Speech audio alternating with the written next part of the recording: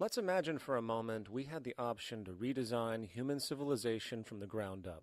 What if, hypothetically speaking, we discovered an exact replica of the planet Earth, and the only difference between this new planet and our current one is that human evolution had not occurred. It was an open palette. No countries, no cities, no pollution, no Republicans, just a pristine, open environment. So, what would we do? Well, first we need a goal, right? And it's safe to say that goal would be to survive. And not to just survive, but to do so in an optimized, healthy, prosperous way. Most people indeed desire to live, and they would prefer to do so without suffering. Therefore, the basis of this civilization needs to be as supportive and hence sustainable for human life as possible, taking into account the material needs of all the world's people while trying to remove anything that could hurt us in the long run. That goal of, say, maximum sustainability understood, the next question regards our method. What kind of approach do we take? Well, let's see. Last I checked, politics was the method of social operation on Earth. So what do the doctrines of the Republicans, liberals, conservatives, or socialists have to say about societal design? Not a damn thing. Okay, then what about religion? Surely the great creator had to have left some blueprint somewhere. No, nothing I can find. Okay then, so what's left? It appears something called science. Science is unique in that its methods demand not only that the ideas proposed be tested and replicated, but everything science comes up with is also inherently falsifiable. In other words, unlike religion and politics, science has no ego, and everything it suggests accepts the possibility of being proven wrong eventually. It holds on to nothing and evolves constantly. Well, that sounds natural enough to me. So then, based on the current state of scientific knowledge in the early 21st century, along with our goal of maximum sustainability for the human population, how do we begin the actual process of construction? Well, the first question to ask, what do we need to survive? The answer, of course, are planetary resources. Whether it is the water we drink, the energy we use, the raw materials we utilize to create tools and shelter, the planet hosts an inventory of resources, many of which are demanded for our survival. So, given that reality, it then becomes critical to figure out what we have and where it is. This means we need to conduct a survey.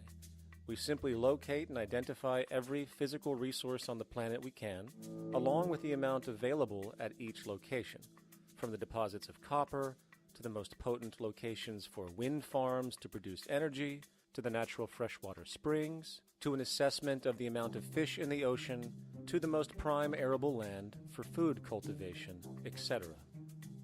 But, since we humans are going to be consuming these resources over time, we then realize that not only do we need to locate and identify, we also need to track. We need to make sure we don't run out of any of this stuff. That would be bad. And this means not only tracking our rates of use, but the rates of earthly regeneration as well, such as how long it takes for, say, a tree to grow or a spring to replenish. This is called dynamic equilibrium. In other words, if we use up trees faster than they can be grown back, we have a serious problem, for it is unsustainable.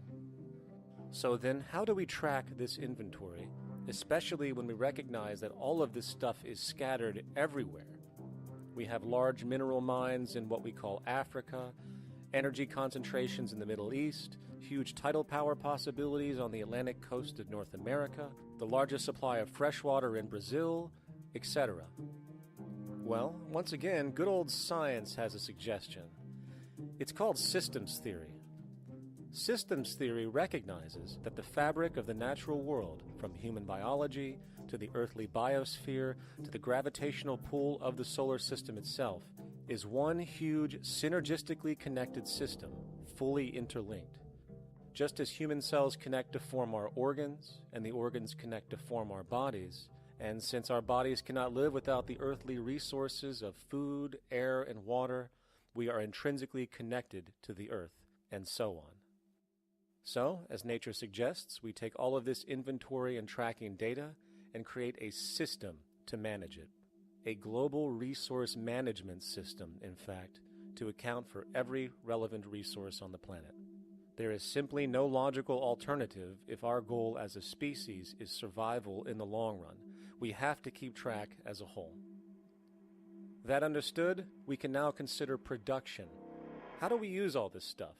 What will our process of production be, and what do we need to consider to make sure it is as optimized as possible to maximize our sustainability?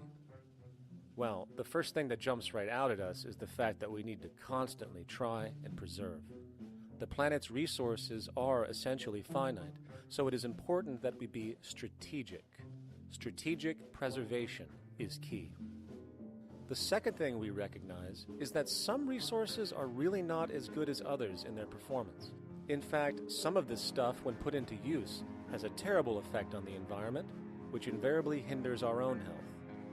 For example, oil and fossil fuels, no matter how you cut it, release some pretty destructive agents into the environment.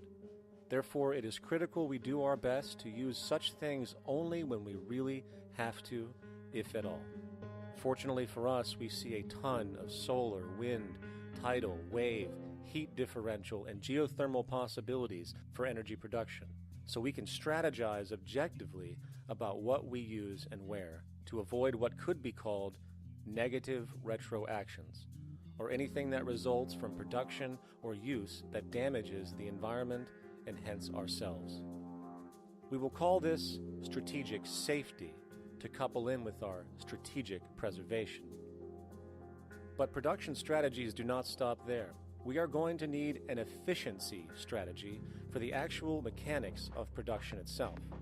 And what we find is that there are roughly 3 specific protocols we must adhere to. 1. Every good we produce must be designed to last as long as possible. Naturally, the more things break down, the more resources we are going to need to replace them, and the more waste produced. 2. When things do break down or are no longer usable for whatever reason, it is critical that we harvest or recycle as much as we possibly can. So the production design must take this into account directly at the very earliest stages. 3. Quickly evolving technologies, such as electronics, which are subject to the fastest rates of technological obsolescence, would need to be designed to foreshadow and accommodate physical updates. The last thing we want to do is throw away an entire computer system just because it has only one broken part or is outdated.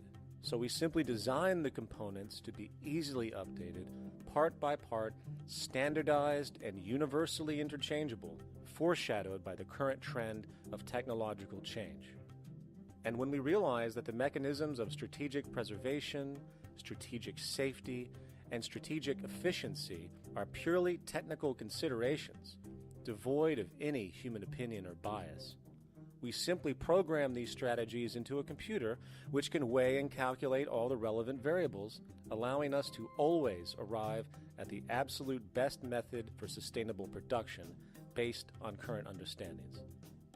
And while that might sound complex, all it is a glorified calculator. not to mention such multivariate decision-making and monitoring systems are already used across the world today for isolated purposes. It is simply a process of scaling it out. So, now we not only have our resource management system, but also a production management system, both of which are easily computer automated to maximize efficiency, preservation, and safety. The informational reality is that the human mind, or even a group of humans, cannot track what needs to be tracked. It must be done by computers, and it can be. And this brings us to the next level, distribution. What sustainability strategies make sense here? Well, since we know that the shortest distance between 2 points is a straight line, and since energy is required to power transport machines, the less transport distance, the more efficient.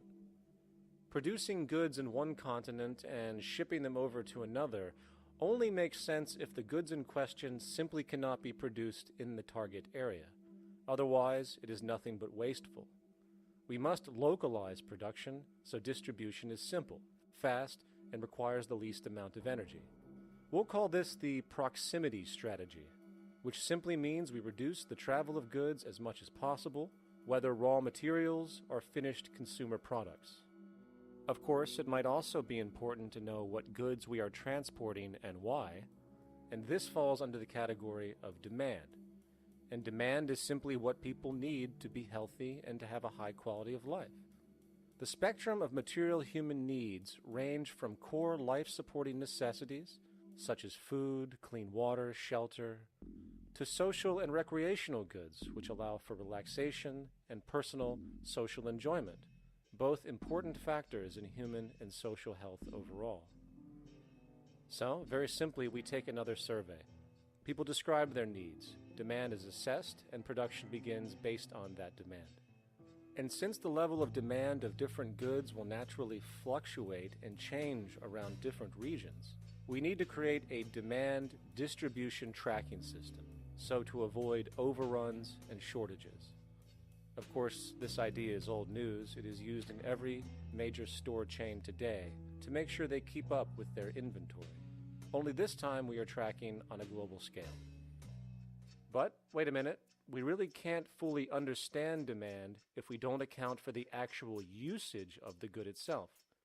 Is it logical and sustainable for every single human to, say, have one of everything made, regardless of their usage? No. That would be simply wasteful and inefficient. If a person has a need for a good, but that need is only for, say, 45 minutes a day on average, it would be much more efficient if that good was made available to them and to others when needed. Many forget that it isn't the good that they want, it is the purpose of that good. When we realize that the good itself is only as important as its utility, we see that external restriction, or what we might call today ownership, is extremely wasteful and environmentally illogical in a fundamental economic sense. So, we need to devise a strategy called strategic access. This would be the foundation of our demand distribution tracking system, which makes sure we can meet the demand of the population's needs for access of whatever they need when they need it. And as far as physically obtaining the goods, centralized and regional access centers all make sense for the most part, placed in close proximity to the population, and a person would simply come in, take the item, use it, and when finished, return it when it is no longer needed. Sort of how a library works today. In fact, these centers could not only exist in the community in the way we see local stores today, but specialized access centers would exist in specific areas where often certain goods are utilized, saving more energy with less repeat transport. And once this demand tracking system is in order, it is tied into our production management system, and of course into our resource management system, hence creating a unified, dynamically updating, global economic management machine that simply makes sure we remain sustainable, starting with securing the integrity of our finite resources, moving to make sure we only create the best, most strategic goods possible, while distributing everything in the most intelligent and efficient way. And the unique result of this preservation-based approach which is intuitively counter to many, is that this logical, ground-up, empirical process of preservation and efficiency, which can only define true human sustainability on this planet, would likely enable something never before seen in human history. Access abundance, not just for a percentage of the global population, but the entire civilization.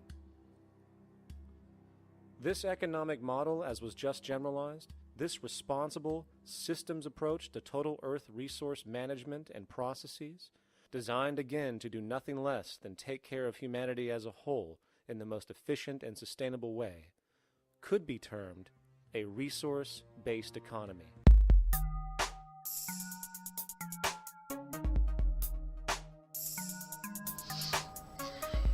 Hello everyone, my name is Rashad Hill and I'm from the United States of America, and here I'm going to tell you why I support the Venus Project in about a minute or two, which is pretty tough because there's a lot to cover, so here it goes.